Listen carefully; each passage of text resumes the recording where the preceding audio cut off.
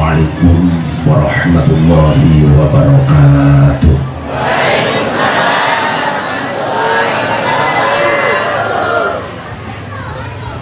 Alhamdulillahi haqqa hamdi, wassalatu wassalamu ala sayyidina Muhammadin khairi ibadih wa ala alihi wa ashabihi wa man tabi'ahu min ba'dih. Rabbi shrah li sadri wa yassir li amri wahlul 'uqdatam min lisani yafqahu qawli. Subhanaka la ilma lana illa ma 'allamtana innaka antal alimul hakim. Amma ba'du. Hadratal mukarramin, para alim ulama, para guru, para sesepuh dan tokoh masyarakat, segenap aparatur pemerintahan yang berkenan hadir, baik TNI, kepolisian maupun sipil,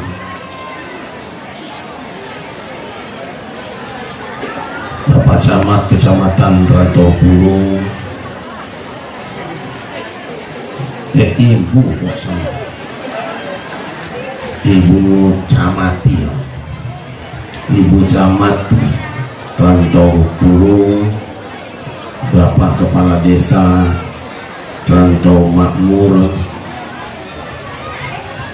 Pak RW, Pak RT, bil khusus pengasuh dan segenap pengurus juga jamaah Masjid Baitur Rahman, hadirin hamba-hamba Allah yang dimuliakan.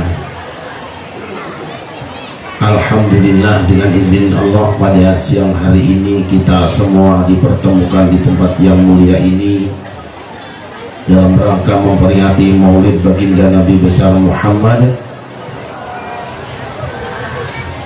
Harapan mudah-mudahan apapun yang kita lakukan semenjak dari kediaman masing-masing sampai dan selama di tempat ini hingga kembali nanti dicatat dan diterima sebagai ibadah di hadapan Allah Subhanahu wa taala. Allahumma Ini acaranya maulid apa majelis zikir?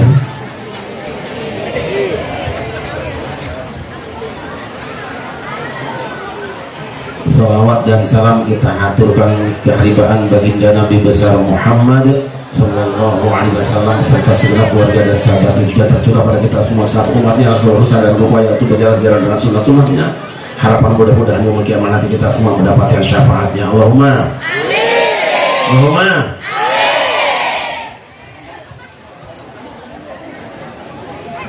Gara-gara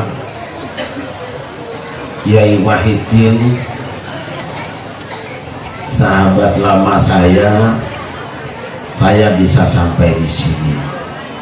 Alhamdulillah. Ada yang bertanya, Kiai, kenapa sampai hari ini umat Islam Indonesia masih mengadakan peringatan? Betul? Bahkan wakil rakyat tingkat provinsi pun datang di peringatan. Betul? Memang bangsa Indonesia ini umat Islamnya hebat. Pertama, kenapa kita mengadakan peringatan? Karena kita masih punya ingatan. Betul? Jadi kalau orang Rantau Makmur mengadakan peringatan, berarti orang Rantau Makmur masih punya. Oleh karena itu, kalau besok ada wakil rakyat yang datang di peringatan, berarti anggota DPRD-nya masih punya. Dan kalau ada yang anti peringatan, mengharamkan peringatan, membid'ahkan peringatan, tidak usah dijawab, harap maklum, orang itu mungkin sudah hilang. Tapi kalau panitia kekurangan tidak menyediakan air jeruk buat berceramah, berarti panitianya kurang.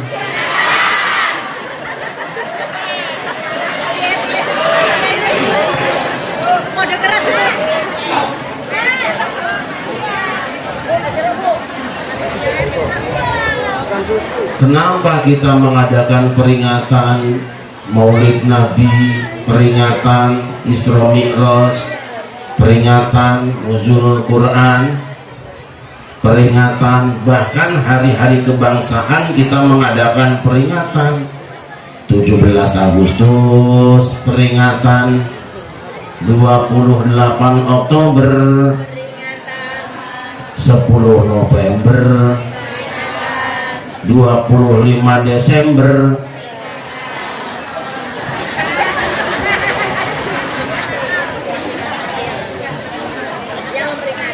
Ma'asyiral muslimin rahimakumullah.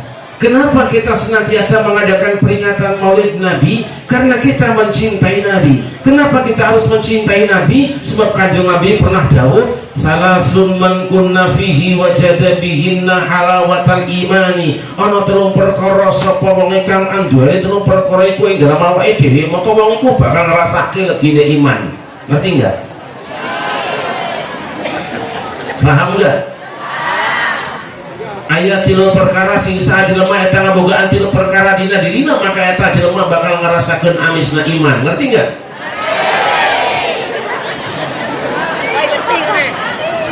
Ada 3 perkara, siapa yang 3 perkara tersebut ada dalam dirinya, maka dia akan merasakan manisnya iman. Apa yang dimaksud dengan manis iman? Manis iman itu kalau ketaatan terasa lebih nikmat ia rasakan daripada kemaksiatan. Manis iman itu kalau membaca Al-Quran terasa lebih nikmat daripada ngomongin aib orang. Manis iman itu kalau sholat sunat terasa lebih nikmat dibandingkan dengan tidur malam. Manis iman itu kalau puasa sunat terasa lebih nikmat daripada makan kekenyangan. Kalau saya tanya ibu-ibu di Jakarta, mana yang lebih baik, baca Quran apa ngomongin orang? Ibu-ibu akan mengatakan baca Quran jauh lebih baik daripada ngomongin orang. Tapi kalau saya tanya ibu-ibu di Jakarta, mana yang lebih gurih, baca Quran apa ngomongin orang? Mereka saling berbisik satu dengan lain dengan suara yang sangat pelan. Dia mengatakan, perasaan gulihan ngomongin orang ya daripada baca Quran. Dan kalau saya tanya mana yang lebih laris di pengajian, manakah ibu-ibu yang baca Quran apa yang ngomongin orang? Mereka diam serba saat tidak bicara walaupun satu kata, tapi survei membuktikan ternyata ngomongin orang jauh lebih laris daripada baca Al-Quran. Kenapa? Ibu-ibu di Jakarta kalau suruh baca Quran tidak lancar-lancar, tapi kalau suruh ngomongin orang lancar semua, pasti semua murotal, nggak ada wakofnya.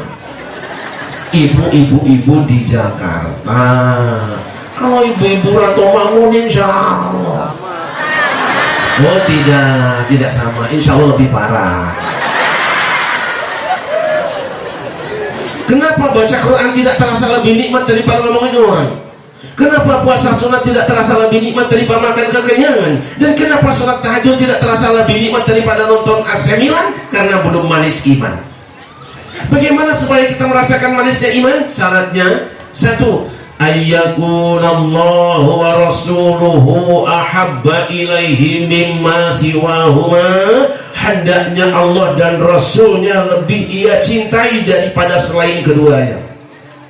Kalau kita ingin nikmat ibadah, maniskan iman. Kalau kita ingin manis iman, cintai Allah dan Rasulnya lebih cinta dibandingkan dengan selain keduanya. Allah tidak melarang seorang suami cinta istrinya, bisa jadi hasil rebutan dengan teman SMA-nya. Allah tidak melarang seorang istri cinta suaminya, mungkin hasil jebakan tetangganya. Allah tidak melarang seorang tua cinta anaknya, cinta harta jabatan dan kedudukannya. Yang tidak dibenarkan kalau cinta kepada harta jabatan kedudukan anak istri dan suaminya lebih tinggi daripada cinta kepada Allah dan Rasulnya. Kenapa Allah tidak melarang kita mencintai anak, mencintai istri, mencintai suami, harta jabatan dan kedudukan? Karena memang Allah sendiri yang telah menciptakan rasa cinta dalam diri kita. Saya tanya ibu-ibu, di hati ibu ada rasa cinta? Lembek sekali. Kutanya kaum bapak, di hati bapak ada rasa cinta? Sangat semangat, insya Allah bisa nambah istri. Ada rasa cinta? Ada rasa cinta? Rasa cinta pada makhluk sejak lama tetap suci takkan hilang sampai datang Oh takkan hilang sampai datang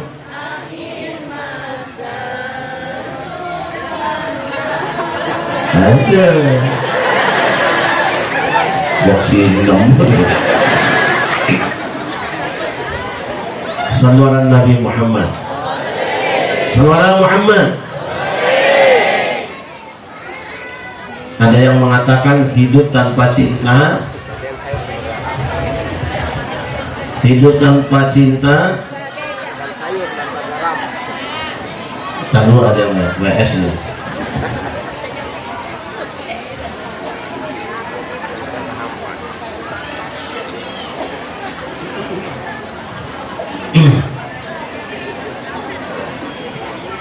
Bagaimana supaya tumbuh rasa cinta kepada Allah? Kanjeng Nabi sampun dawuh, man futihalahu babu dzikrillah faqad futihalahu babu mahabbatillah. Siapa yang telah dibukakan untuknya pintu zikir kepada Allah, siapa wong kang remen zikir marang Gusti Allah, sahaja lemah anu resep zikir ke Allah, siapa orang yang suka zikir kepada Allah, faqad futihalahu babu mahabbatillah, maka benar-benar telah terbuka untuknya pintu hatinya untuk dapat mencintai Allah. Jadi kuncinya kalau ingin nikmat ibadah, maniskan iman. Kalau ingin manis iman, cintai Allah. Caranya banyak zikir kepada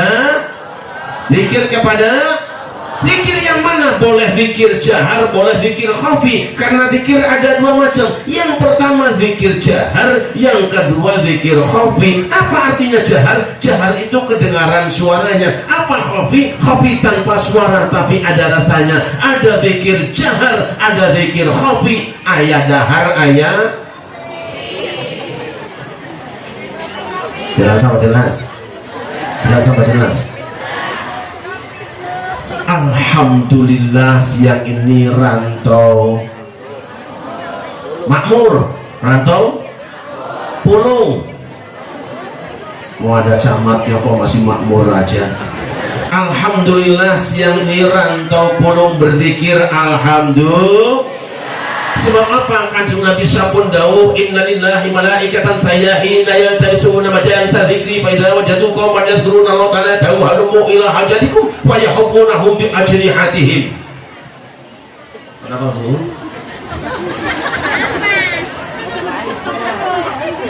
Kenapa? Kok diam-diam jatuh cinta? Kenapa Bu?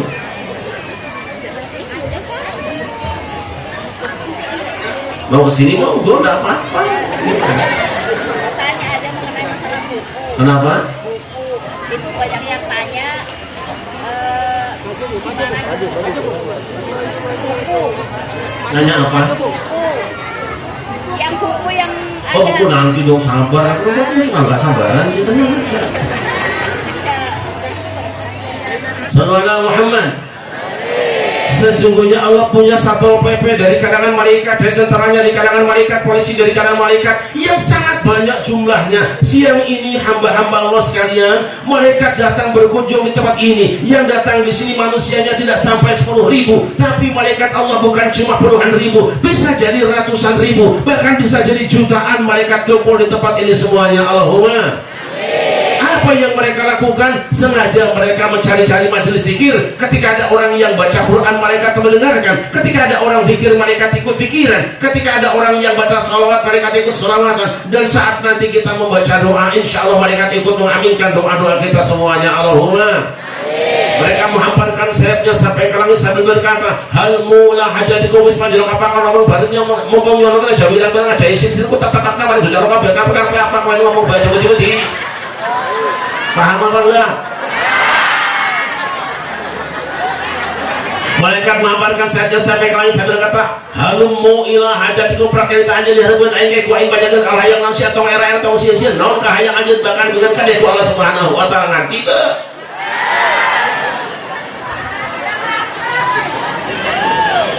Silahkan kalian meminta kepada Allah apa yang kalian inginkan di tempat ini, kami akan sampaikan kepada Allah, niscaya Allah akan mengabulkan doa-doa kalian semuanya. Allahumma. Insya Allah semua yang datang di tempat ini doanya akan diijabah oleh Allah. Kenapa? Karena malaikat ikut menjadi tim sukses. Kalau mereka jadi tim sukses, insya Allah urusannya beres. Lain sama tim sukses caleg. Kadang-kadang kalau calegnya, tim suksesnya sudah sukses, calegnya gagal, malah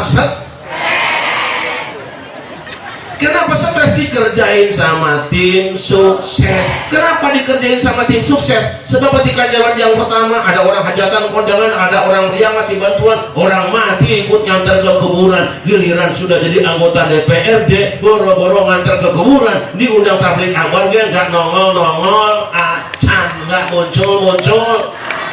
Makanya wakil rakyat, pemimpin rakyat, tokoh masyarakat yang datang ke tempat ini, kita doakan mudah-mudahan panjang umurnya, sehat badannya, dipilih kembali oleh rakyatnya.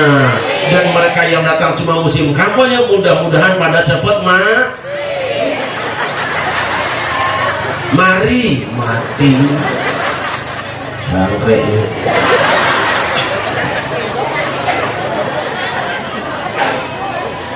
Hamba-hamba yang dimuliakan, Rasulullah Sallallahu Alaihi Wasallam pernah bersabda, "Idza marartum biriyadil jannati farda'u."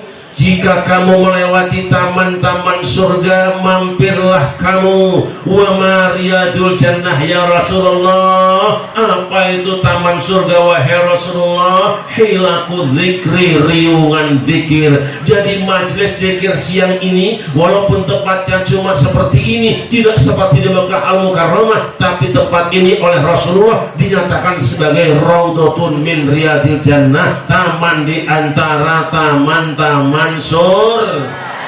Selama ini kita beranggapan bahwa yang namanya raudhah cuma satu di Madinah. Selama ini kita menyangka bahwa yang namanya raudhah cuma satu di samping makam Rasulullah. Boten, hente, tidak. Rasul yang mengatakan, di mana saja ada orang yang membaca Al-Quran, berzikir kepada Allah, bersalawat kepada Rasulullah, berdoa kepada Allah, membicarakan agama Allah, berkumpul hamba-hamba Allah, di Mekahkah dia, di Madinahkah dia, di Irak, di Yaman, di Mesir, termasuk di rantau pulung ini adalah raudhatun min riyadil jannah, taman di antara taman-taman sur.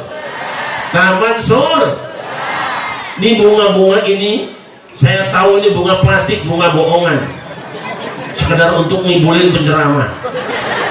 Tapi karena berada di majelis zikir, ini bukan bunga sembarangan, ini adalah bunga sur. Saya tanya ibu-ibu, kalau bunga surga segar apa layu? Segar apa layu? Kata siapa? Cintaku kepadamu tak akan pernah layu, bagaikan bunga surga yang segar selamanya. Enak apa enak? Di antara ibu-ibu mungkin ada yang datang ke tempat ini umurnya di atas 60 tahun, ada? Ada yang di atas 60 tahun? Kita melihatnya dia orang tua, sebetulnya dia adalah nenek-nenek. Tapi karena berada di majelis zikir, bukan lagi sang nenek, bukan lagi orang tua, beliau adalah insya Allah bidadari sur yang sebentar lagi masuk sur.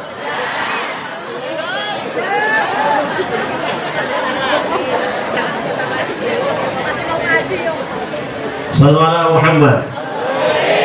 Karena ini adalah raudhatun min riyadil jannah. Malaikat-malaikat Allah betah, camatnya betah, lurahnya betah, RT RW-nya betah, rakyatnya, kiainya betah, anak-anak kecilnya betah, anggota DPR-nya betah, sampai pulang kiainya dan ngamplopin secukupnya, semuanya betah. Kenapa betah di tempat ini? Malaikat-malaikat Allah betah karena ini adalah raudhatun min riyadil jannah, taman di antara taman-taman sur. Yang tidak betah di taman surga hanya syekh. Sebab setan kalau ada orang yang baca Quran dia akan kepanasan, kalau ada orang yang zikir dia akan kelojotan, kalau ada yang baca salawat dia akan kabur pergi entah kemana jalan. Makanya besok kalau selesai sholat berjamaah, imamnya ngajak zikir berjamaah, imamnya ngajak doa berjamaah, ada jamaah yang minggat duluan, jamaah tadi berarti sudah kesurupan. Tapi kalau ibu-ibu ada yang pengajian kipas-kipasan kepanasan, berarti ibu tadi sudah kerasukan. Dan kalau ada ibu-ibu yang pulang sebelum selesai pengajian gendong anaknya, berarti yang digendong tuh anak.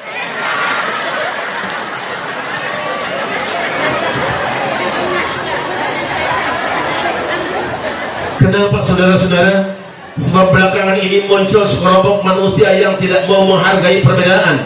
Mereka mengatakan zikir berjamaah bid'ah, mereka mengatakan doa berjamaah bid'ah, tahlilan bid'ah, ziarah kubur, maulid nabi, majelis zikir, Pak RT, semuanya dianggap bid'ah. Yang benar cuma dia sendiri. Biarin, gak usah dipikirin gitu. Betul apa tidak? Sebab apa? Ini masalah perbedaan pendapat. Kita sudah biasa beda pendapat. Umat Islam walaupun beda pendapat, wajibnya saling menghargai, saling mati.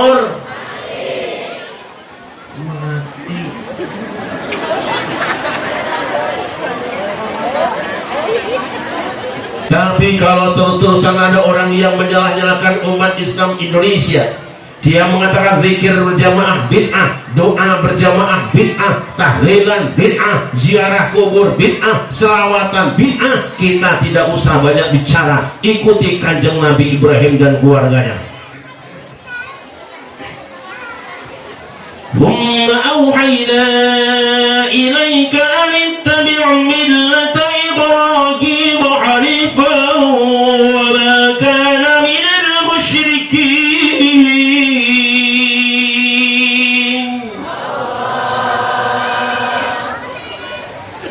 Nabi Ibrahim disuruh nyembelih anaknya lewat mimpi. Belum dikerjakan, setan datang. Bro, ramai banget. Bro, apa setan itu memang kurang ajar. Manggil seorang nabi minimalkan Sayyidina, tapi manggil aslinya. Memang apa? Karena memang setan anti Sayyidina, gak mau nyebut Sayyidina untuk nabi. Makanya kalau ada orang mengatakan baca Allahumma shalli ala Sayyidina itu bid'ah, yang melarang baca Sayyidina orang kemasukan. Bro, apa Seth? Aku dengar katanya kamu perintah oleh anak kamu ya? Betul. Siapa yang merintah? Gusti Allah. Kapan merintahnya? Tadi malam. Di mana? Dalam mimpi. Oh Allah, bro. Mungkin yang datang dalam mimpi kamu tuh bukan Gusti Allah. Bisa jadi yang nyuruh kamu nyembelih anak kamu tuh setan, padahal dia sendiri memang suka memutar balik fakta. Setan itu, wong dia yang melakukan tindakan kriminal, pemerintah yang dianggap melakukan kriminalisasi. Dia yang berbuat salah, pengadilan yang disalahkan. Kanjeng Nabi Ibrahim tahu, siapapun yang mengganggu ibadah kepada Allah, walaupun jenggotnya panjang, celananya cingkrang, pasti setan. Nabi Ibrahim tidak mau banyak bicara, akhirnya ambil batu, lempar, minggat setannya, lapor sama bosnya. Primen kau, gagal bos. Asem karo wong tua gagal sih kowe. Ya ta, ya wong tua bos, tapi ladak kae Ibrahim kae jancuk. Nyoba mandan rak tinggi ya. Paham nggak? Sesama setan pasti paham. Akhirnya setan cari Ismail. Apa mang? Apa kamu sudah mendengar bahwa kamu akan disembelih oleh bapakmu? Sudah mendengar. Kamu tahu bapak kamu nyembelih kamu itu bukan karena perintah Allah. Mungkin dia khawatir kamu minta belikan motor buat trek-trekan ya. Ismail tidak mau banyak berbicara. Siapapun yang mengganggu ibadah kepada Allah, walaupun bajunya kayak daster dan kepalanya pakai ban skuter, masih setan. Ismail ambil batu, lempar, minggat setannya, lapor sama bosnya. Priwen Kang, kokor mandi bos. Kita goblok temen, saya tak bocah cilik. Ya si bos main bocah cilik tapi tangannya masih cicil matanya membeli. Yang buatnya sampang waktu umpeng itu kasih bengkek ke geritnya kira.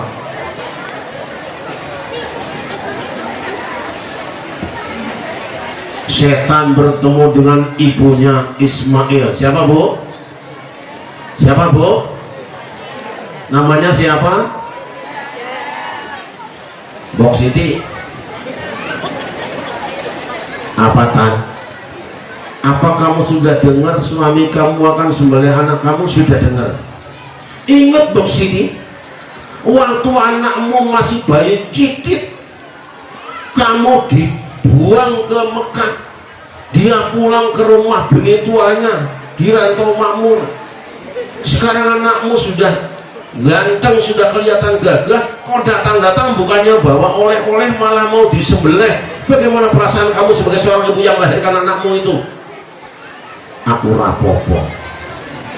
Tapi karena setan terus menggoda dan mengganggu, akhirnya Siti Hajar kehilangan kesabaran. Dia ngambil batu, lempar setannya, minggat setannya, lapor sama bosnya. Primen Kang? Primen Kang? Kok setannya jadi apa itu kan? Gagalnya setan mengganggu keluarga Kanjeng Nabi Ibrahim. Gagalnya setan merusak ibadah Kanjeng Nabi Ibrahim. Karena apa? Ibrahim sebagai suriah dan tanbiriyahnya, karena Siti Hajar sebagai muslimat dan fatayatnya, karena Ismail sebagai banser dan lain sebagainya, juga Ibnu IPPNU-nya kompak dan serempak bersama aparatnya, bersama camatnya, bersama lurahnya, RT RW-nya, tidak membiarkan adanya kelompok orang yang akan mengacaukan di daerah itu. Makanya kalau besok di Rantau Makmur ada orang yang mengacaukan persaudaraan umat Islam, ngajak umat Islam melakukan kejahatan, melakukan marah-marah kepada orang lain, menghina pemerintah, tidak usah banyak bicara, tidak usah ngadu dalil, tidak usah baca ayat, ambil batu, jelas apa jelas? Jelas apa jelas? Gitu apa Joko? Gitu aja kok, daripada repot mendingan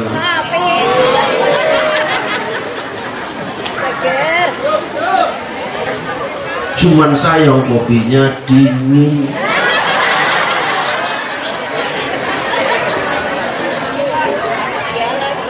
Hamba yang dimuliakan, malaikat lapor pada Allah. Dari manakah? Dari Rantau Pulung. Acara apakah? Tabligh akbar dan majelis zikir. Dalam rangka majelis zikir sekaligus wududan. Siapa yang datangkah? Masya Allah, wakil rakyatnya datang, camatnya datang, kapolresnya, dandimnya, lurahnya, RT RW-nya, polseknya, semua datang. Kok tumben Kapolres datang, itu ada apa? Memang waktu itu Kapolres itu sudah nyiapkan amplop buat Kiai Sarip, pertanyaannya. Ngarep lagi lu, sama gak perlu lah, yang lain siapa aja deh. Apa yang mereka lakukan wahai malaikatku? Ya Allah, hamba-hambamu di Rantau Makmur itu senantiasa berzikir menyebut asmamu. Subhanallah,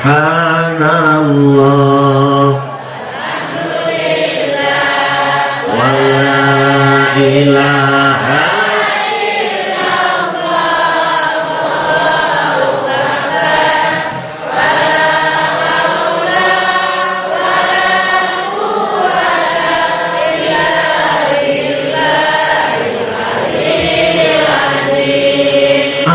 mereka minta wahai malaikatku. Ya Allah, hamba-hambamu di Rantau Makmur minta diampuni dosa-dosanya. Aku tidak akan mengampuni dosa orang yang tidak ikut membaca. Amin. Apalagi yang mereka minta wahai malaikatku, ya Allah, hamba-hambamu di Rantau Makmur minta dibebaskan dari api neraka. Aku juga tidak akan mengabulkan doa orang yang aminnya terpaksa. Apalagi yang mereka minta, wahai malaikatku, ya Allah, hamba-hambamu di rantau makmur minta dimasukkan ke dalam surga. Memangnya orang rantau makmur ada potongan masuk surga malaikatku? Tidak ada ya Allah. Dari mana kamu tahu mereka tidak pantas masuk surga? Dari cara duduknya ibu-ibu. Ada yang duduknya selonjor, ada yang nyender, ada yang miring kiri miring kanan, ada yang netein bocah kelihatan sama penceramah, bahkan di belakang ada yang sibuk masuk-masuk gue kantong kresek. Adakah mereka melihat surga wahai malaikatku? Tidak ya Allah. Bagaimana kalau mereka melihat surga? Seandainya mereka melihat surga ya Allah, pasti mereka akan histeris, jejeritan minta dimasukkan ke dalam surga. Isyhadu ya malaikati anni qad ghafartu lahum. Sesenono ya malaikatku kabeh iku wong kang padha lenggah ana sang arepe Masjid Baitur Rahman wis tak ngapura kabeh dosa-dosane. Sakian ku anjeun malaikat eta jenengan cari hareup Masjid Baitur Rahman geus kabeh dihampura dosanaku kami. Berarti sudah lebih dikit nih. Saksikan wahai malaikatku, hamba-hambaku yang duduk di halaman Masjid Baitur Rahman, semuanya dosa mereka sudah ku ampuni. Allahumma, Allahumma. Iya, ada malaikat yang interupsi, mulai nanya, ya Allah, nanya apa? Kata mau urusan ijazah Jokowi apa? Nggak usah ngomong, itu bukan urusan kamu, karena Jokowi udah selesai ngebangun Indonesia, ribet amat sih kamu. Dia bukan, ya Allah, bukan nanyain itu. Nanya apa? Kan di tempat itu tidak semuanya orang baca Al-Quran, tidak semuanya selawatan, tidak semuanya zikiran. Memang ada yang lain kan? Ada ya Allah. Kami lihat dari awal acara, orang yang kerjanya cuma ngincer terus tukang kamera tuh bagaimana nasibnya ya Allah? Memang apa salahnya tukang kamera? Selama enggak jauh, cuma anehnya kenapa dekat perempuan gitu. Dan sekarang makan nggak kelihatan. Humul julasaqul ladzi la yashku bihim jalisuhum. Hai malaikatku, mereka yang duduk di tempat itu adalah orang-orang soleh, maka siapapun bergabung dengan mereka, baca atau tidak baca Al-Quran, zikir atau tidak zikiran, sholawat atau tidak sholawatan, berdoa atau tidak mendengarkan pengajian pun, semuanya sudah tidak rugi. Dosa mereka semua sudah kuampuni. Alhamdulillah, Alhamdulillah. Maka bersyukurlah kepada Allah siang ini, siapapun kita, tapi hari ini dipilihkan oleh Allah Subhanahu wa Ta'ala tempat yang paling indah, taman di antara taman-taman surga, raudhatun min riyadil jannah, taman di antara taman-taman surga. Ini suara apa namanya Bang? Mungkin corongnya hidup ya, dipateni gawe sekarang. Yang ke dalam, yang ke atas dibunuh aja. Ibu cukup di bawah apa mau di atas?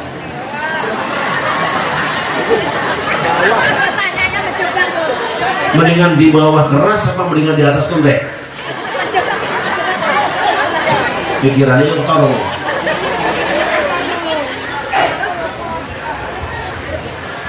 Hamba Allah yang dimuliakan, lihatlah para nabi, para wali dan orang-orang soleh terdahulu ketika mereka berhadapan dengan tangan-tangan dan rintangan ujian, godaan dan cobaan. Apa senjata mereka? Senjata mereka adalah zikir dan doa kepada Allah Subhanahu wa Ta'ala. Betul? Betul? Lihat kanjeng Nabi Adam. Kanjeng Nabi Adam sedang enak-enak di dalam surga, kemudian kedatangan tamu orang ketiga. Apa yang terjadi? Dia datang, dia menggoda Adam, dan pada akhirnya Adam jatuh ke bumi. Hawa jatuhnya di Jeddah, Adam jatuhnya di India. Berpisah konon sampai 300 tahun lamanya. Berantakan rumah tangganya, hancur ekonominya, dan desintegrasi bangsa. Ini 3 kerugian. Telanjang bulat pakaiannya, krisis ekonominya, berantakan rumah tangganya, pisah rumah tangganya. Saya tanya ibu-ibu, kalau panjenengan kehilangan suami sedih apa tidak? Saya tanya bapak-bapak, kalau panjenengan kehilangan istri sedih apa enggak? Mau meninggal Pak.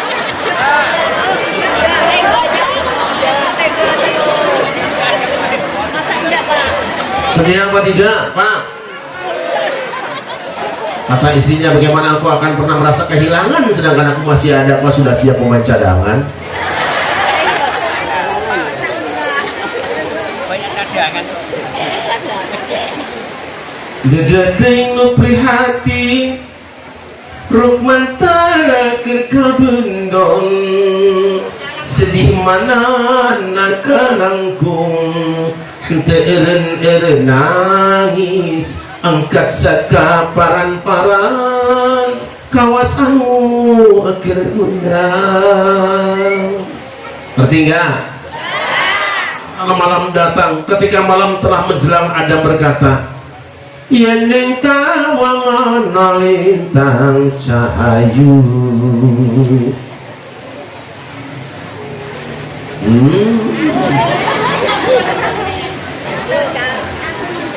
Hawa yang berada di Jeddah pekerjaannya cuma menangis pagi, siang, dan malam. Bukan karena pening di kepalanya, bukan luka di kakinya, bukan gores di tubuhnya. Sakitnya tuh kangen sama suami, sementara Adam yang berada di India bukan tidak rindu dengan istrinya, bukan tidak kangen dengan kekasihnya, kangen dan rindu tentu saja, tapi dia tidak tahu kemana mencarinya karena tidak tahu di mana alamat barunya. Mau nanya sama orang India takut dikasih alamat. Untung saja Adam dapat WA, wedang anget. Untung saja Adam dapat WA, wahyu Allah. Fatalaqqa Adamu min rabbihi kalimatin fataba alaihi innahu huwat tawwabur rahim.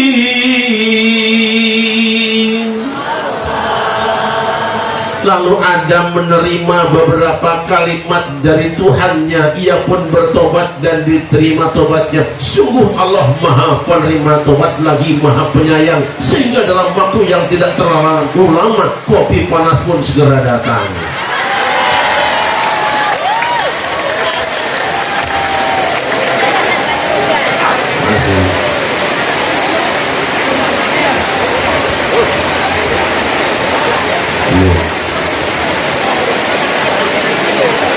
Apa yang diterima oleh Kanjeng Nabi Adam?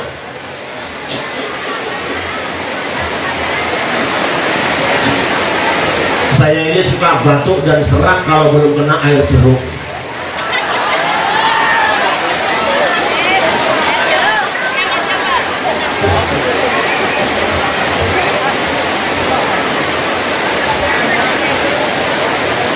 Apa yang diterima oleh Kanjeng Nabi Adam?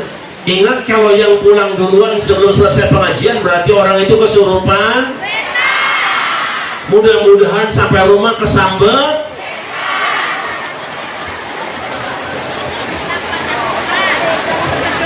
Yang diterima oleh Kanjeng Nabi Adam saat itu adalah istighfar. Rabbana ya Rabbana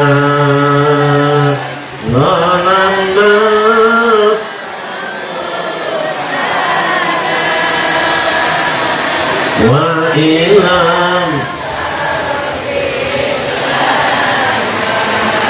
wa karhanna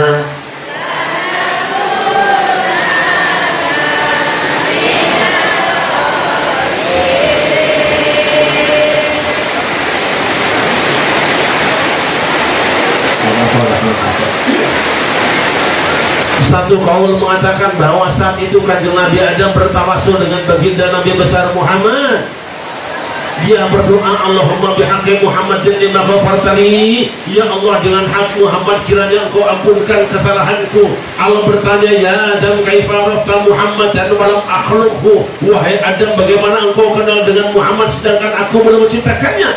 Kanjeng Nabi Adam kemudian menjawab, Rabbi innaka lamma khalaqtani rafa'tu ra'si fa ra'aitu maktuban ala qawaimil 'arsy la ilaha Muhammadur Rasulullah fa'araftu annaka lam tudif isman min asma'i khalqika illa lahu hablul khalqi ilaik. Ya Allah, ketika engkau telah selesai menciptakan aku, ku pandang di tiang-tiang pancang aras, di sana aku lihat ada satu nama bergandengan dengan namamu, yaitu nama Muhammad, dan seutai kalimat tidak ada Tuhan kecuali Allah, Muhammad utusan Allah. Aku yakin ya Allah, kau tidak akan membiarkan ada satu nama bergandengan dengan namamu kecuali pasti nama itu nama makhluk yang paling kau cintai. Sallallahu alaihi Muhammad. Allah berfirman, "Sadaqa ya Adam, innahu la hablul khalqi ilayya wa innahu la akhirul anbiya'i min dzurriyyatika falaulahu ma khalaqtuka." Engkau benar wahai Adam, Muhammad adalah makhluk yang paling aku cintai. Dia adalah nabi terakhir di antara anak cucumu yang kalau bukan karena dia aku tidak akan menciptakan kamu. Sallallahu alaihi Muhammad. Akhirnya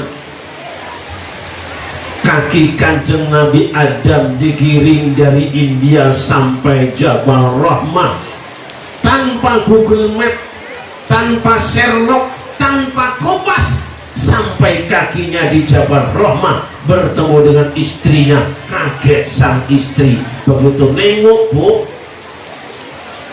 kini ku datang padamu, senyumlah, sambutlah kedatanganku. Dari mana saja sih Mas? Dari tadi juga aku sini, cuma kan nungguin kopi baru datang sayang. Ku tahu engkau lama menunggu untuk memang sengaja ku menggodamu, ingin tahu hatimu, senyumlah, sambutlah kedatanganku, curahkan segala isi hatimu. Rukun kembali rumah tangganya, stabil lagi ekonominya, bahagia lagi hidupnya karena baca istighfar. Makanya kalau ibu-ibu seret rezeki, ngaco suami, jangan nyalahkan aki-aki, sadar diri baca istighfar. Oh, dosaku sangat banyak Kiai, lebih banyak ampunan Allah. Kesalahanku besar, lebih besar juga anugerah dan maghfirah Allah. Bukankah Kanjeng Nabi Musa juga pernah membunuh anak buahnya Fir'aun sampai mati di tangannya? Nyatanya diangkat jadi kalimullah. Bukankah Umar bin Khattab juga pernah membunuh hidup-hidup anak perawannya sampai mati di depan matanya? Nyatanya diangkat jadi khalifahnya Rasulullah. Bukankah Robi'ah Adawiyah, pelacur kenamaan banyak langganan, nyatanya diangkat jadi waliyatullah? Bukankah Syekh Atabatul Hulam, tukang bobok, tukang tarok, tukang nyisakin androk, tukang rojok, segala sendok, sebelah pojok nungarana mo, nyatanya diangkat jadi waliullah. Kenapa? Sebab ketika mereka berdosa kepada Allah, mereka tobat pada Allah Subhanahu. Ibu punya dosa apa tidak? Ibu punya salah apa tidak? Salah dosa harus harus Sallallahu Muhammad. Jadi kalau banyak salah, syarat rezeki, sulit ekonomi, baca istighfar. Alhamdulillah ibu-ibu rantau makmur mah rajin istighfar. Alhamdulillah. Anak bandel di kamplong jebret, astagfirullahaladzim. Suami WA sama pacar lama banting piring gromprang, astagfirullahaladzim. Listrik bunyi-bunyi belum bayar.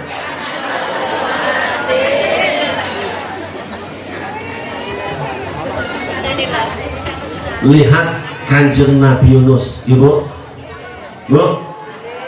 Nabi Nabi Yunus itu seorang nabi yang terkenal, nabi yang kondang, tetapi dia kecewa dengan umatnya. Kenapa? 33 tahun berdakwah yang beriman cuma 2 orang. Ini kira-kira kalau siang ini yang ngaji cuma 2 orang, terusin ngaji apa mendingan gaplean aja ini? Nabi Yunus kabur keluar negeri, jalan jelek, naik perahu, bikin partai baru, kecewa dengan pengajiannya, akhirnya dicemplungkan ke lautan, dimakan ikan hiu, gak bawa handphone, gak bawa WA, gak bawa peralatan. Apa senjatanya? Senjatanya sangat sederhana, dia baca tasbih, la ilaha illa anta subhanaka inni. Ini kuntu, bukan ini untuk. Singkat fikirnya, ringkas ceritanya, pendek doanya dijabah oleh Allah Subhanahu wa ta'ala. Fastajabna lahu wa najjaynahu minal ghammi wa kadzalika nunjil mu'minin.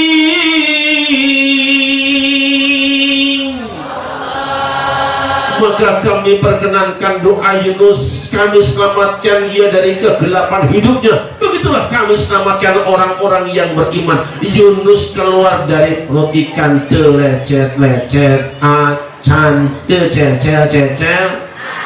Kenapa? Karena Kanjeng Nabi Yunus membaca tasbih.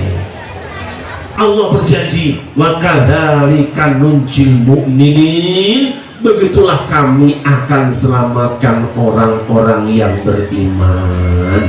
Punten, ada Pak RT di sini? Pak RT-nya datang? Pak RT-nya beriman? Berarti tasbih Nabi Yunus bisa diamalkan oleh Pak RT. Minggu besok ajak Pak RT ke kebun binatang, bawa ke kandang macan. Sesampai di kandang macan dan dibukakan kandang macannya, seluruh warga Rantau Makmur kompak dan serempak memberikan dorongan kepada Pak RT. Setelah masuk di dalam, disambut 3 ekor macan. Pak RT membaca doa, la ilaha illa anta subhanaka inni kuntu minal zalimin. Insyaallah Pak RT, insyaallah Pak RT. Habis malah macannya bilang alhamdulillah. Ini kayak wak lais ya. Tasbih. Lihat Kanjeng Nabi Ibrahim. Kanjeng Nabi Ibrahim adalah anak dirut BUMN, Badan Usaha Milik Namrud. Tetapi karena Ibrahim berseberangan dengan ayahnya, ditangkap, dibakar api yang sangat besar. Teorinya orang yang dibakar api akan hancur menjadi debu, terbang di tiup angin. Tapi tidak dengan Nabi Ibrahim. Mergo nopo? Kanjeng Nabi Ibrahim setrimundo kuno, matek aji kaseten nganggo klambi Antasena. Apa Antasena? Antaso inuna.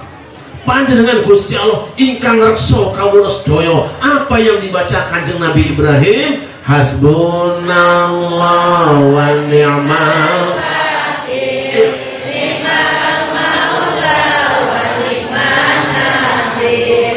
Hasbunallah wa ni'mal wakil, ni'mal maula wa ni'man nasir. Kurang kompak itu ya. Hasbunallah wa ni'mal wakil, ni'mal maula wa ni'man nasir. Hasbunallah wa ni'mal wakil, ni'mal maula wa ni'man nasir. Enak Bu? Sekecoh Bu? Sudah enak begitu, kenapa diganti sama ibu-ibu? Indung, indung, kepala indung, hujan di udik, di sini berdung. Anak siapa? Pakai kerudung, mata melirik, kaki kesandung. Aduh, mungkin lindung apa Bu? Ada yang tahu lindung apa? Lindung apa? Lindung itu belut. Tahu belut? Lindung itu belut. Kepala lindung berarti ndas. Lah ibu-ibu di pengajian kok bayangin ndas belut? Belut itu pendek apa panjang? Kasar apa licin? Tempatnya di darat apa di lubang?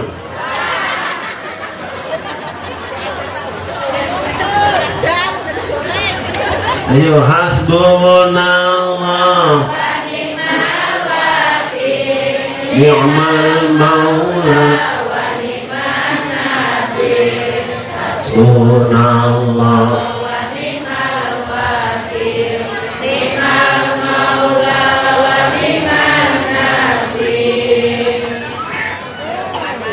Singkat zikirnya, ringkas wiridnya, pendek doanya, dijabah oleh Allah Subhanahu wa ta'ala di ACC. Qulna ya naru kuni bardan wa salaman ala Ibrahim.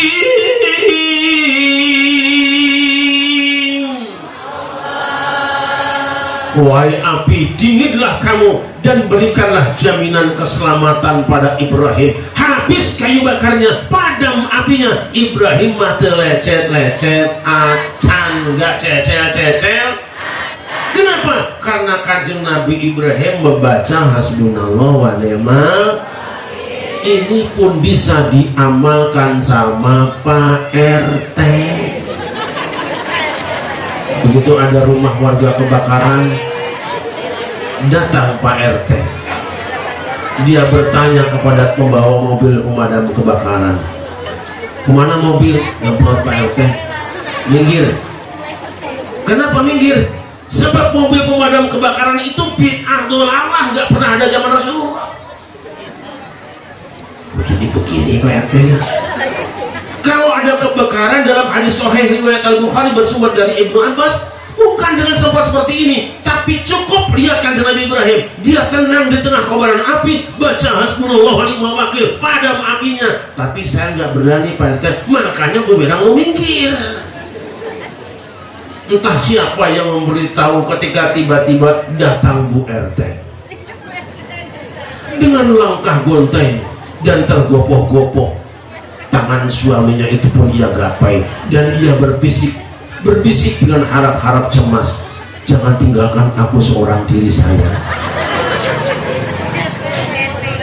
Dengan muka merah dan nada sedikit marah, Pak RT berkata, baru kini ku sadari betapa lemahnya imanku itu. Biarkan aku seorang diri, pergilah engkau dari sampingku. Waduh. Akhirnya dengan penuh percaya diri, diiringi isak tangis anak dan istri, Pak RT menceburkan diri ke tengah kobaran dan ia pun nanti dulu.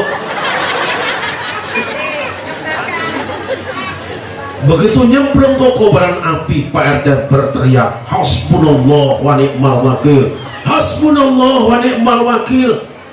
Lu kok hilang? Api pun padam dan seluruh masyarakat Rantau Makmur berduyun-duyun mencari keberadaan Pak RT. Ternyata Pak RT mateng. Pak Kepala KUA langsung baca doa Al-Fatihah. Hebatnya zikir pada Allah. Lihat kanjeng Nabi Zakaria. Umur Nabi Zakaria 120 tahun, istrinya 79 tahun, belum punya anak. Susah apa susah? Memang yang namanya anak gampang-gampang susah. Ada yang 10 tahun kawin belum punya anak, 20 tahun kawin belum punya anak, 30 tahun kawin belum punya anak. Malah di Rantau Makmur ada yang belum kawin sudah punya anak.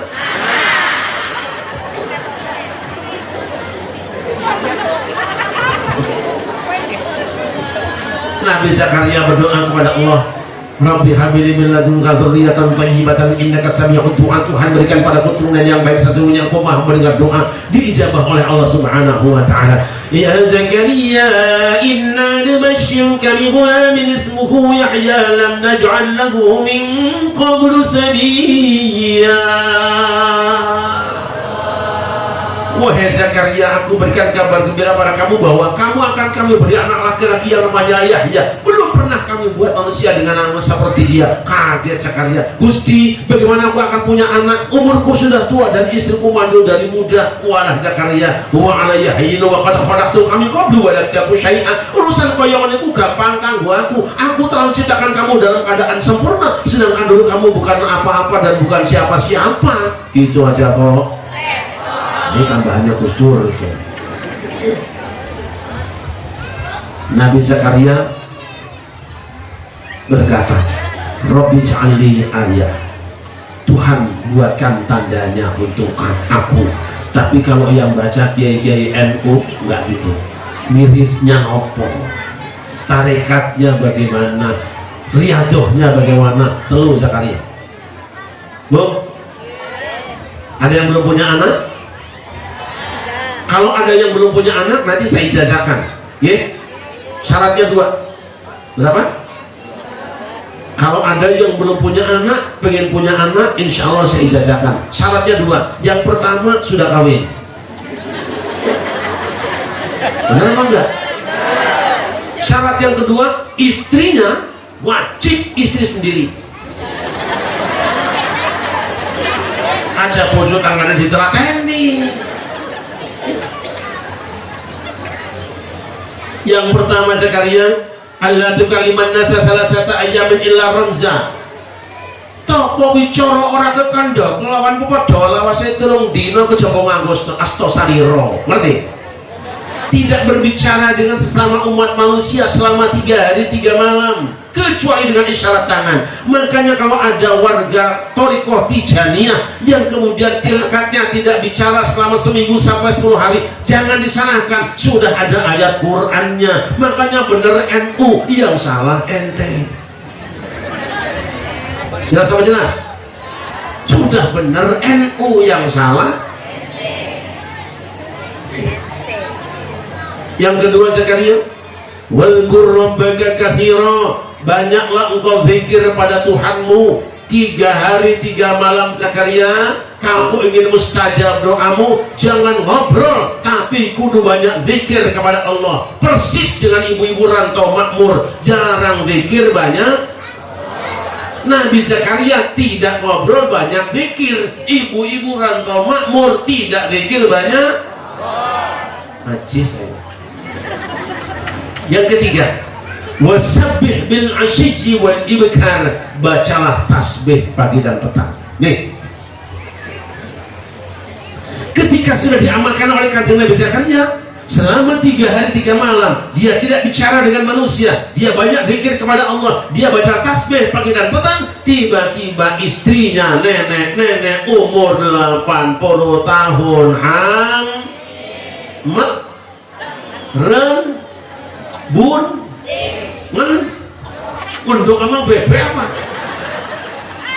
Mendut.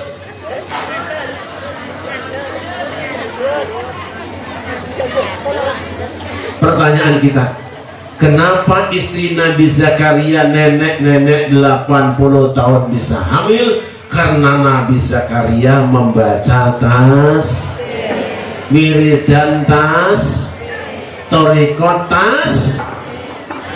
Kenapa istri Nabi Zakaria nenek 80 tahun bisa hamil? Karena Nabi Zakaria membaca Ini pun bisa diamalkan sama Pak RT. Cari nenek 80 tahun, kawinkan dengan, setelah dikawin suruh diwirid dengan wirid Nabi Zakaria selama 3 hari 3 malam. Begitu selesai diwirid, ternyata sang nenek selesai diwirid, ternyata sang nenek mati. Yang saya contohkan siang ini Pak RT, amin. Mudah-mudahan Pak RT panjang umur, sehat badan, tambah rezekinya, tambah proyeknya, tambah istrinya. Nah itu yang amin.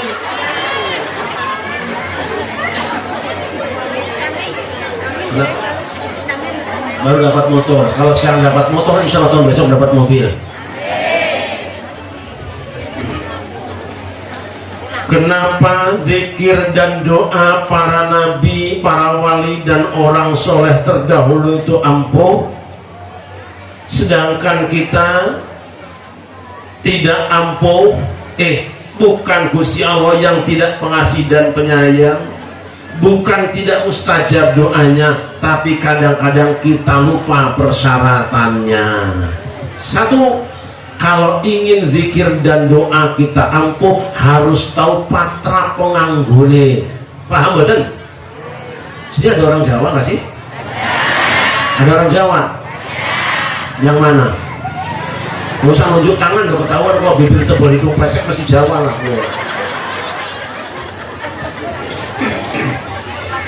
Satu, matra. Kenapa? Yang namanya zikir dan doa itu sama seperti obat, sama seperti senjata. Yang namanya senjata masing-masing penganggone. Silet tajam, pisau tajam, golok tajam, gergaji tajam, samurai tajam, pedang tajam, bulai tajam, kampak tajam. Semuanya tajam, tapi ada penganggone dewe-dewe. Silet tajam buat ngeres kertas. Lah kalau silet tajam buat nebang pohon, geli doang. Gergaji tajam buat motongin kayu. Lah kalau gergaji tajam buat nyunatin bocah, hancur siotongnya. Kampak tajam buat ngelatakin kayu, kalau kampak tajam buat potong kumis, rata hidung-hidungnya. Artinya apa? Semua zikir, semua doa ada pemasangannya, ada pemakaiannya sendiri-sendiri. Mulai bekerja baca bis, dapat nikmat supaya ditambah alhamdulillah, banyak dosa supaya diampuni astagfirullah, digoda setan supaya minggat setan dibaca au, berat beban la haula wala quwata illa, mertua mati alhamdulillah, mertua kaya kerjanya gaplek, oh kalau ada kurma mancing malah balik-balik itu cepat lebih baik lah, mesti lebih cepat obat kayaknya.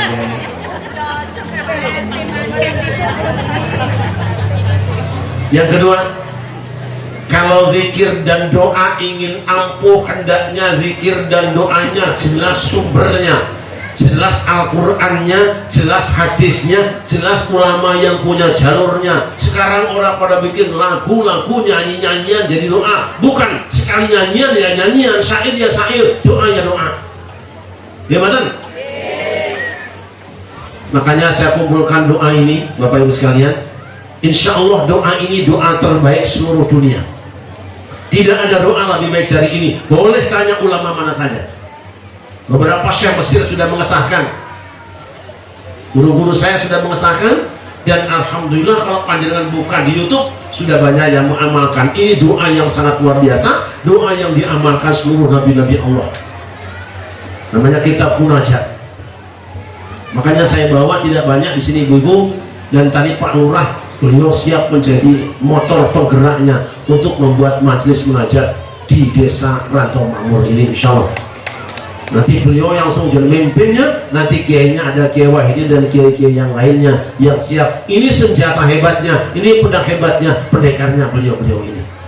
Ini pendekarnya. Saya sudah memproduk senjata yang hebat, berdiri yang hebat. Monggo pergunakan, urusan apapun sudah ada di sini semuanya. Kanjeng Nabi Adam krisis ekonomi ada di sini. Ibrahim gak mempan dimakan api ada di sini. Musa gak bisa ditangkap ada di sini. Semuanya ada di sini. Nabi Sulaiman nangkap jin, jin ada di sini semuanya. Insya Allah semuanya siap dan sudah disiapkan di depan. Nanti saya tidak menjualnya ibu-ibunya, mohon maaf, saya tidak menjualnya. Ibu wakil rakyatnya mana sih? Ya mudah ya, saya nggak menjualnya. Ibu wakilnya nanti diambil saja di situ, bayarnya di situ juga. Tenang saja, ada wakil rakyat dibayarin, beres lah. Sallallahu Muhammad, jelas sumbernya.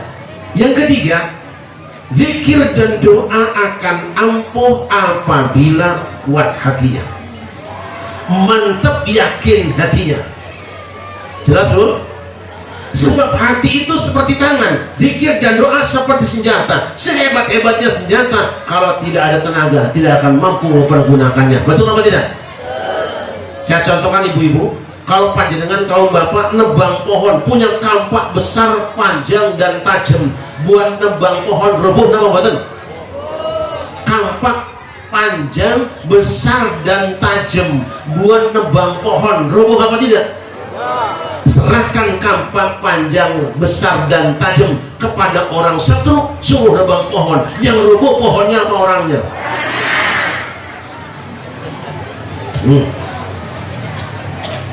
Kira-kira hati ibu sehat apa setruk? Kalau jawabannya lembek berarti setruk. Hati ibu sehat apa setruk? Nah itu bedak-bedak itu gejala setruk. Hati bapak sehat apa setruk? Ada. Hati bapak sehat apa setruk? Nggak usah jawab. Tandanya, ibu lebih senang melihat suami sendiri apa suami orang? Pret.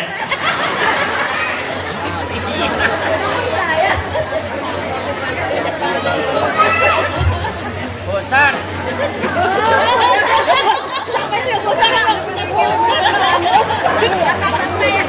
Sekarang saya tanya ke bapak, bapak lebih senang melihat istri sendiri apa istri orang?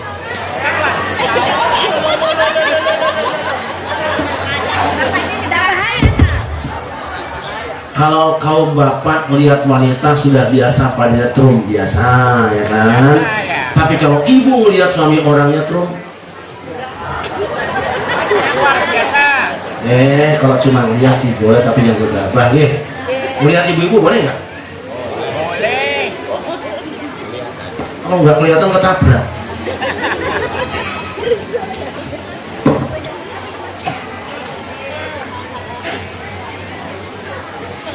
Boleh lihat wanita? Boleh lihat pria? Tapi jangan terlalu lah, sebab kalau terlalu bisa berbahaya. Jangan memperhatikan, kalau memperhatikan bisa kemasukan,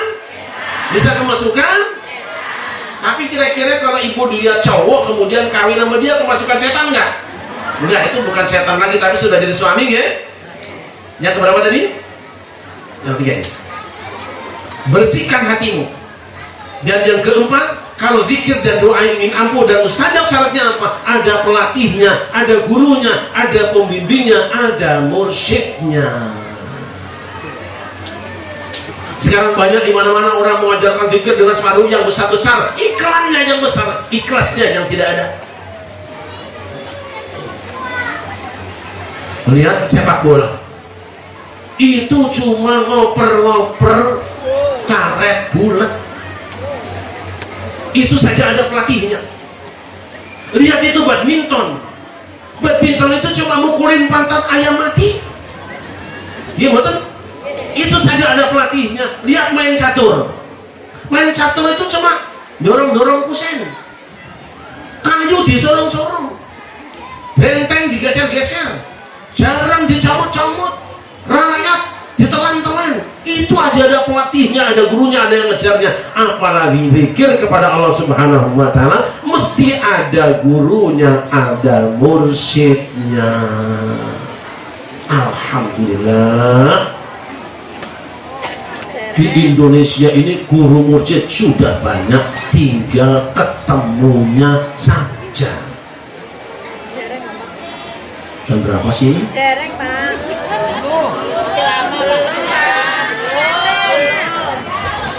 Ibu mau lama mau belajar sih? Kalau ibu-ibu sih mau berapa lama juga kuat. Tapi bapaknya kan mau kerja yang lain. Nah, yang pertama, jika ingin nikmat ibadah, maniskan iman. Kalau ingin manis iman, cintai Allah. Kalau ingin mencintai Allah, banyak zikir kepada yang kedua, jika ingin nikmat ibadah, maniskan iman. Ingin manis iman, cintai Rasulullah. Kalau ingin mencintai Rasulullah, apa yang kita lakukan? Banyak baca kisah Rasulullah, baca pelajaran akhlaknya, dan jangan lupa banyak baca sholawat. Alhamdulillah siang ini kita semua membaca sholawat sama Muhammad. Kanjeng Nabi Muhammad itu manusia yang punya keistimewaan luar biasa, ibu-ibu. Kanjeng Nabi Muhammad itu manusia nanging ora kaya menungso biasa. Kanjeng Nabi Muhammad iku manungso nanging ora kaya manungsa biasa. Balik Nabi kaya yakut mencorongi antarane watu ireng lan liyane.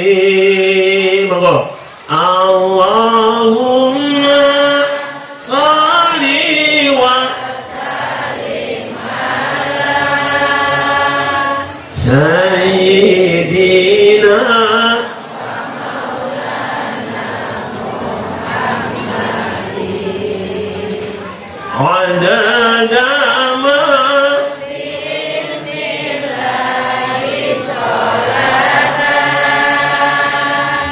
daimatan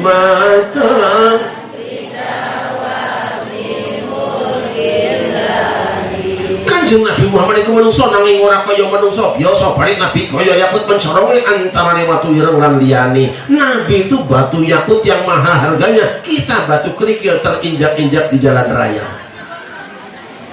Bu,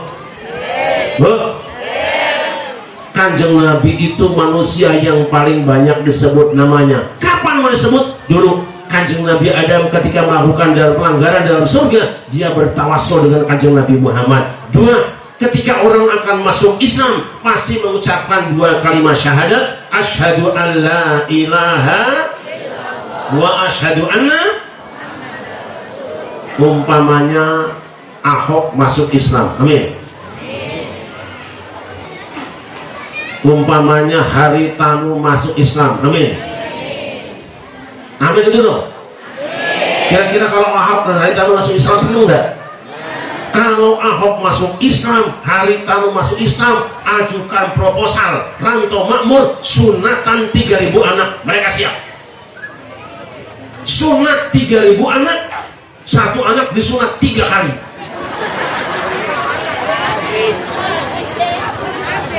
Mau?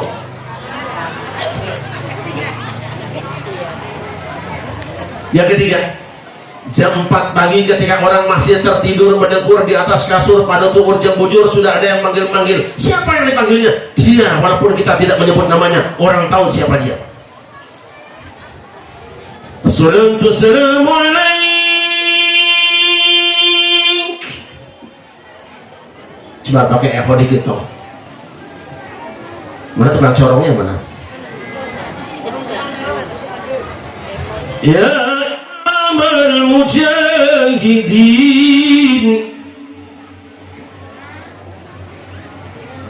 ya Rasulullah,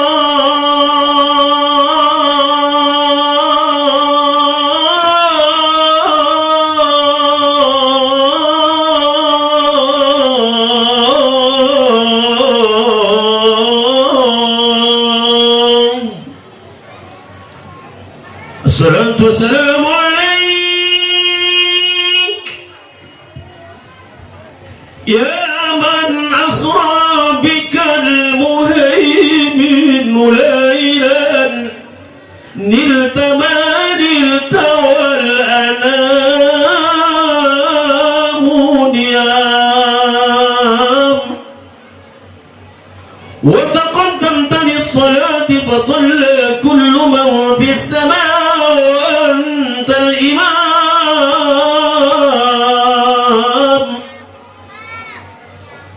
صلى الله عليه وعلى آلك وأصحابك أجمعين.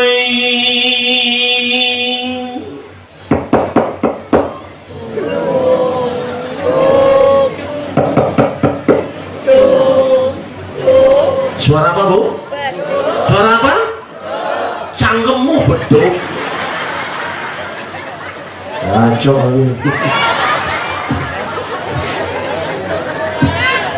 Siapa yang dimaksud Imamul Mujahidin, pemimpin para pejuang? Siapa yang dimaksud dengan khairul khalqillah, sebaik-baik ciptaan Allah? Siapa yang dimaksud dengan karimul akhlak, orang yang mulia akhlaknya? Dia adalah baginda Nabi besar Muhammad. Selesai kumandang tarhim, kita pukul beduk, kemudian kumandangkan azan. Dalam azan adalah Muhammad. Selesai azan kemudian kita puji pujian antara azan dan iqamah. Sebab apa? Kanjeng Nabi pernah dawuh,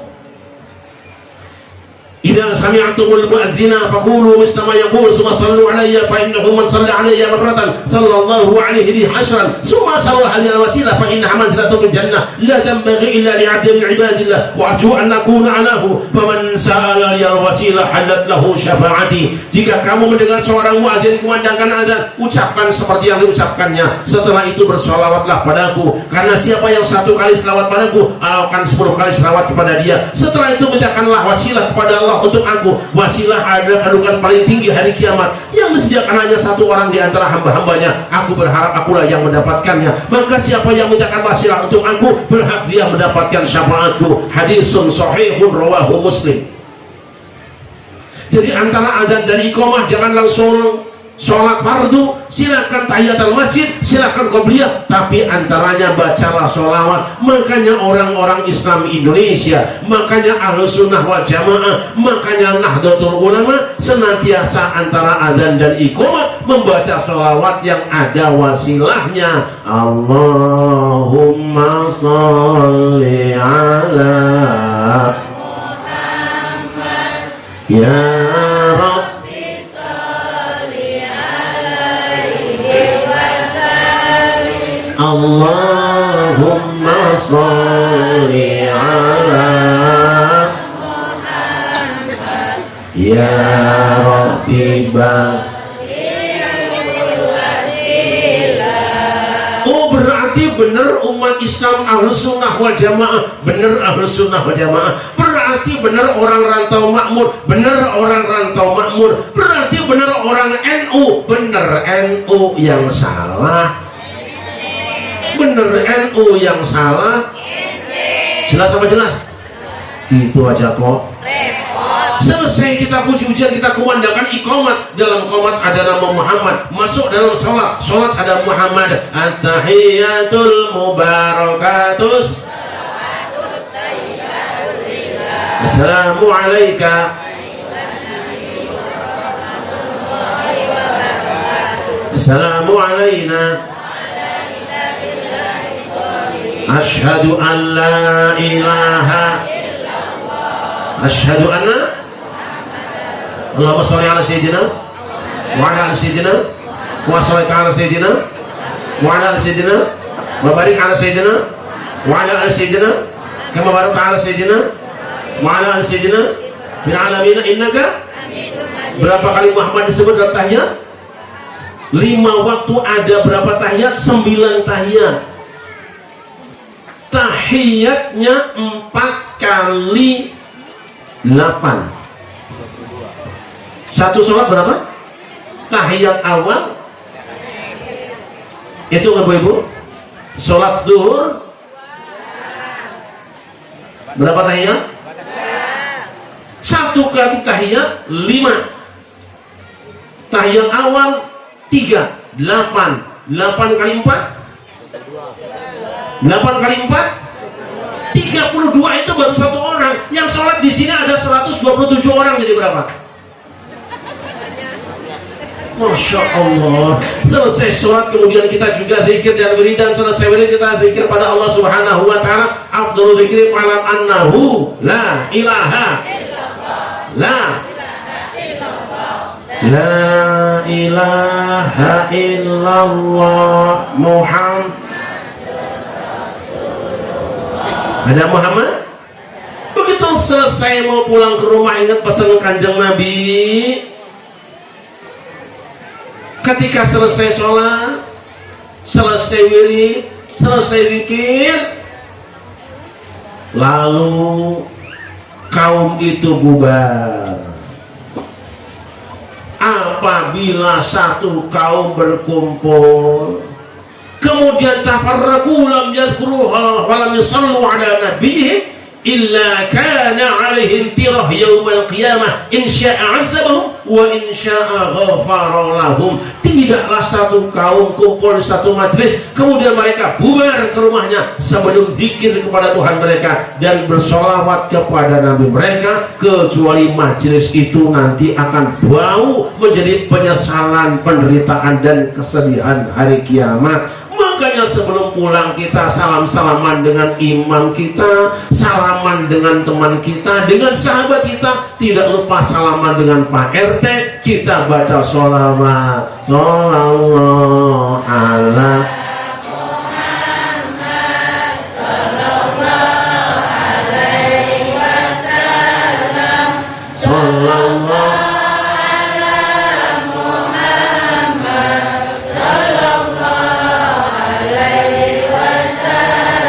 Oh, berarti benar ahlus sunnah wal jamaah, benar ahlus sunnah wal jamaah, berarti benar orang rantau makmur, benar, berarti benar orang rantau puluh, benar rantau puluh, berarti benar orang NU, benar NU, yang salah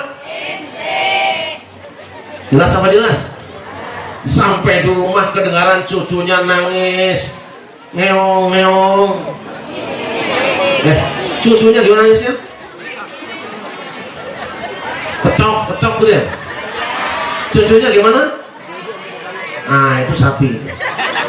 Lalu kata bapaknya, anak jangan lupa ya, siapkan kambing 2 ekor, siapkan juga gunting yang tajam, baskom di air yang bening, kembang 7 rupa, gendong anakmu, muter-muter temuin Pak Yai, guru-guru dan orang tua, cukur rambut kepalanya. Saat cukur rambut apa yang dibaca? Ya Nabi salam alaika, ya Rasul salam alaika, ya Habib salam alaika, salawatullah alaika, salawat Muhammad. Urusan apapun umat Islam selalu berdoa kepada Allah dan senantiasa bersalawat kepada Rasul, Nah, buat nih. Jadi intinya ngaji siang ini apa sih? Kita punya kunci surga. Apa kunci surga? Miftahul jannah,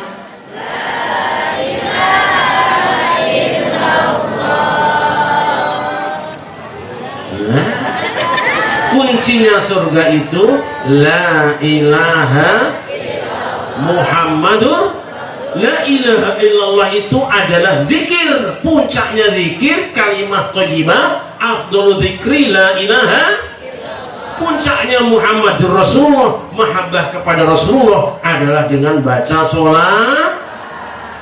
Perbanyaklah zikir kepada Allah. Dengan zikir hati menjadi tenang, dengan salawat jalan menjadi terang.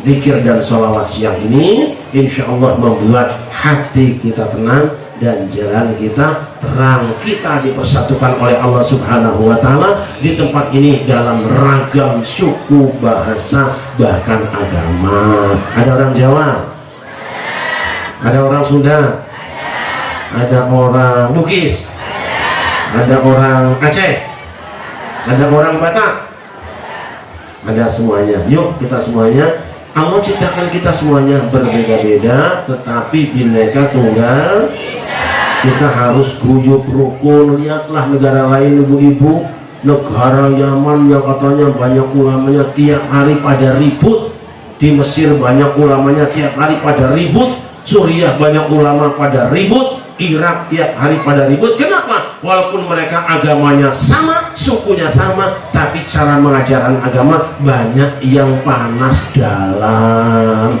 Panas dalam itu ada obatnya supaya tidak panas dalam. Sebab kalau panas dalam pasti sariawan. Kalau sariawan nggak jelas ngomongnya. Yang punya obat penyakit panas dalam adalah di Indonesia, yaitu larutan penyegar cap kaki. Larutan penyegar cap kaki. Apa Artinya Islam di Indonesia adalah Islam yang tawassut, pertengahan. Islam di Indonesia yang tawazun, selalu menjaga keseimbangan. Islam Indonesia tasamuh, toleran dalam perbedaan. Itulah Islam Nusantara. Kita tidak saling mengkafirkan, tidak saling menyesatkan. Ayo berlomba-lomba dalam kebaikan. Kita walaupun macam-macam suku, macam-macam bahasa, macam-macam agama, kita tetap damai karena kita sadar damai itu hasil perjuangan para leluhur kita semua, para pejuang dan pahlawan kita. Ayo kita rawat ibu-ibu, bapak-bapak. Jangan hanya persoalan kecil kita berpecah belah. Sudah pilpres sudah selesai, pilkada sudah selesai, pemilu sudah selesai. Ayo tinggal bangun desa. Jangan sampai kebahagiaan yang sedang dicanangkan oleh para pengurus dan pemimpin bangsa diganggu oleh kita semuanya. Yuk, jangan sampai Indonesia diambil lagi oleh bangsa lain. Suku manapun, bangsa manapun, etnis manapun tidak boleh merusak Indonesia, tidak boleh merebut Indonesia. Sekarang bangsa Indonesia sedang bahagia. Jangan dengarkan ada orang yang mengatakan Indonesia sedang tidak baik-baik saja. Dia sendiri yang tidak baik hatinya. Ngomong saja rakyat lapar, dia sendiri kekenyangan. Ngomong saja rakyat sengsara, dia saja tiap hari poya-poya. Jangan percaya. Bareng-bareng, kalau ada yang kurang nyaman, kurang enak, bicara sebaik-baiknya. Ada wakil rakyatnya, ada pimpinan rakyatnya, ngomong sing penak. Jangan ngomong sendiri-sendiri. Kalau bicara adalah untuk kebaikan kita bersama. Sallallahu alaihi Muhammad.